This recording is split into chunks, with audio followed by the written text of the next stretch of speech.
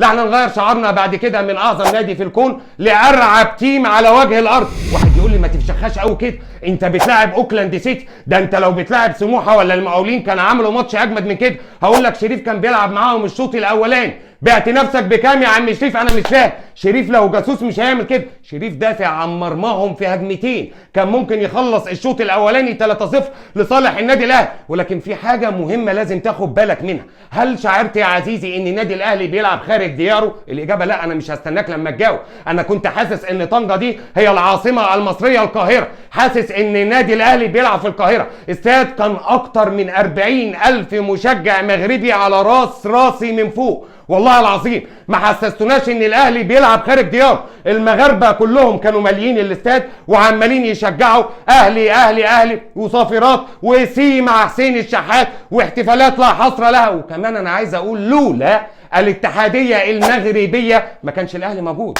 كنا في خبر وكان زماننا قاعدين بنتفرج على بطوله احنا مالناش دخل بيها، ولكن البطوله كانت هتروح للامارات.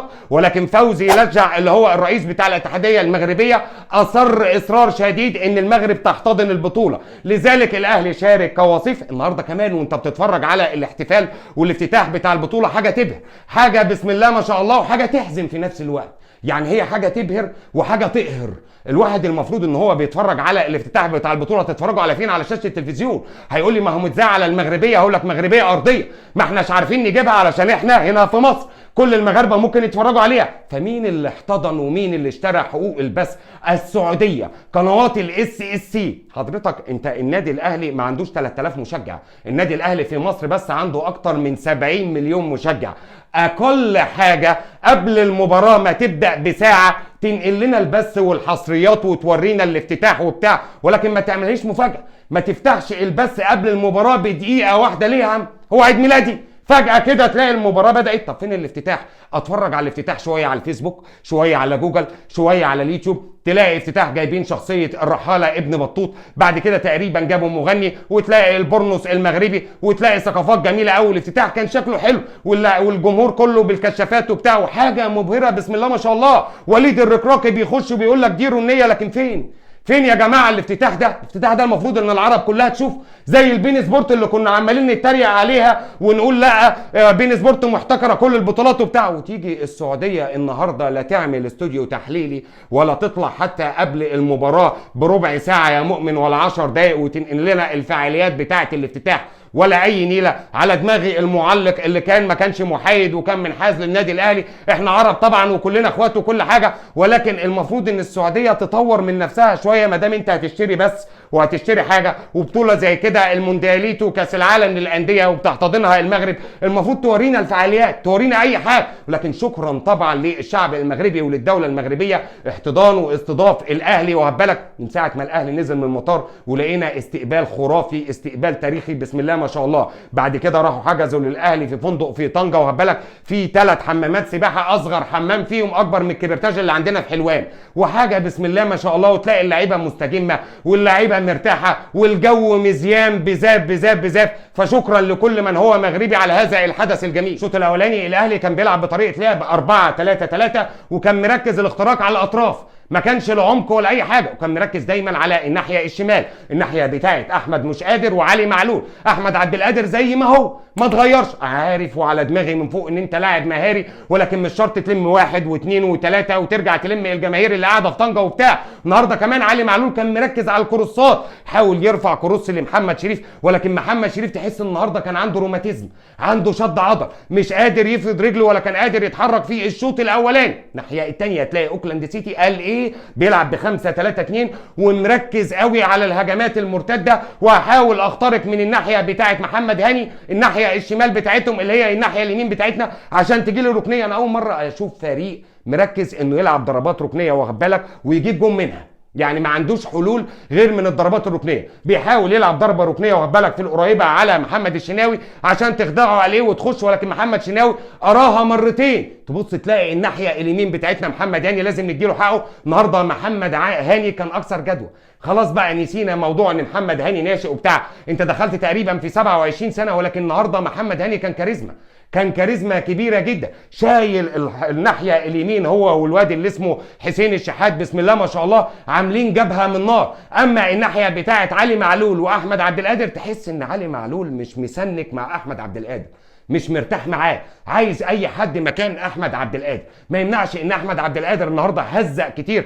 الفريق بتاع اوكلاند سيتي، ولكن في نص الشوط الاولاني ابتدى اللعيبه بتاعه النادي الاهلي تسدد تسديده صاروخيه في الساعه بتاعه الاستاد بتاع طنجه من حمدي فتحي، بعد كده اوفر عالي قوي من محمد هاني اتحسد تقريبا، بعد كده يجي الحل من حسين الشحات بيرزع قذيفه في حارس المرمى، هي كره في نص الجون والكوره في زاويته، ما عندناش اي مشكله. وحارس المرمى دوت لو اتشاط عليه 10 تسديدات هيدخل منهم 12، لو اتشاط عليه تلاجتين 12 قدم الاثنين هيخشوا، مفيش مشكله. حارس المرمى تحس ان هو سايح اسيح من الزبده النيوزيلندي بتاعتهم، ولكن ده كان حل من الحلول. كولر امرهم ان هم يسددوا من بره، حارس المرمى كان باين قوي ان هو مرتبك ومتوتر، والدفاع مفيش. والنادي برضو مش هنقول يعني ان الاهلي جبار وكل حاجه، لكن ما يمنعش ان الاهلي كان حلو. انا ماليش دعوه بالشق الثاني او المنافس الثاني، المنافس بتاع النهارده تحس ان هو غلط، وجوده غلط في البطوله دي. انا ما اعرفش هو يعني حتى لو بالواسطه والله العظيم المفروض ما يلعبش. فريق اوكلاند سيتي المفروض يلعب في دوري الدرجه العاشره، لا الثانيه ولا الثالثه ولا اي حاجه، ولكن بينتهي الشوط الاولاني وهب بالك استحواذ وسيطره من نادي. عجبني بقى كولر في الشوط الثاني وهو بيغير طريقه اللعب، قال لك انا هخترق من العمق، يعني هخترق من العمق، العمق بتاعهم مخوخ. هو بيني وبينك لا عمق ولا اطراف ولا باكات ولا هجوم، وتحس ان فريق بهتان والله العظيم ومالوش هويه ولا ليه منظر ولا اي حاجه، ولكن ده ما يقللش من الروح والحماس بتاعه الاهلي. الاهلي كان واخد الموضوع جد، احنا مش فارقه معانا، احنا مش طالعين نتكلم على المنافس بتاعنا، اهم حاجه اللعيبه بتاعتنا كانت بتلعب بروح. النهارده بيخترق من العمق في الهدف الثاني عشان محمد شريف بيحط الكوره جنب ايد الجون. حارس المرمى ده لو حارس عادي مش متوسط حتى وهب بالك كان ممكن يصدها، ولكن بيدخل الهدف الثاني. بعد كده تلاقي كولر بيريح اللعيب، بينزل كهربا، بينزل بيرسيتاو، بينزل مروان عطيه، بينزل محمد مجدي قفشه. النهارده كمان كهربا في الدقائق اللي لعبها بسيطه هو الواد بيرسيتاو، بيرسيتاو اثبت لك ان هو مهاجم، ينفع ان بيرسيتاو يلعب مهاجم مفيش مشكله. بيرسيتاو بيضيع جونين وعمل قلق وعمل صداع وهب بالك للدفاع بتاع اوكلاند سيتي. كهربا بيديله الكوره بالكعب علشان بيرسيتاو يعمل احلى فينش وهب بالك، برغم ان بيرسيتاو راجع من اصابه، ولكن الواد عنده بدايات كره القدم، كره هتجيلي يعني هخلصها مفيش مشكله. طبعا احنا منتظرين سياتل النادي اللي هو الامريكي ده ان شاء الله ان احنا هنلعبه تقريبا يوم السبت القادم. نتمنى طبعا ان الاهلي يتخطى سياتل ويقابل بقى ريال مدريد المارينج الجميل، نشوف الحرب الشرسه ما بين رودريجو وكريم بنزيما وفينيسيوس جونيور وحسين الشحات وهب بالك واحمد عبد القادر، وان شاء الله يكون كهربا او بيرسيتاو مفيش مشكله، او تبدا بمحمد شريف 10 دقائق. كل التوفيق طبعا لنادي الوداد المغربي اللي احنا هنشجعه بالمناسبه، انا ما عنديش مشكله، هنشجع الوداد المغربي ان شاء الله في المباراه القادمه امام الهلال السعودي. وحتى لو الهلال السعودي كسب مفيش مشكله، فرقتين عربيتين، ولكن كل الشكر لشعب المغرب ولدوله المغرب على الاجواء اللي هم عملوها، وتحس ان هم هيئوا الجو الاهلي. ادي يا عم الاجواء اهو كانك في بلدك، كل ما عليك ان انت تستغلها احسن استغلال، زي ما المغرب استغلت ان هي كانت بتلعب في كاس العالم وهبله في اجواء عربيه خالصه وقدرت تحصل رابع العالم. فاحنا ان شاء الله كده طمعانين ان الاهلي يحصل برونزيه مفيش مشكله، فضيه مفيش مشكله، اما لو ذهبيه الواحد ممكن يغمى عليه.